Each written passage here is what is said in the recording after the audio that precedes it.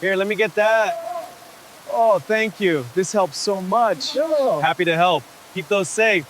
প্রকৃতি যখন তার রূপ বদলায় তখন সবচেয়ে বেশি কষ্টে পড়েন এই মেহনতি মানুষগুলো। আমি যখন আমার ছাতা নিয়ে নিরাপদ আশ্রয়ের দিকে যাচ্ছিলাম তখন দেখলাম এই মানুষটি তার সারা দিনের উপার্জন বাঁচাতে বৃষ্টির সাথে লড়াই করছেন।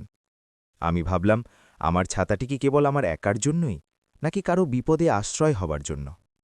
আমি যখন ওনার পাশে দাঁড়িয়ে ছাতাটি ধরলাম তখন ওনার চোখে যে স্বস্তি দেখলাম তা বৃষ্টি ভেজা বিকেলের চেয়েও সুন্দর।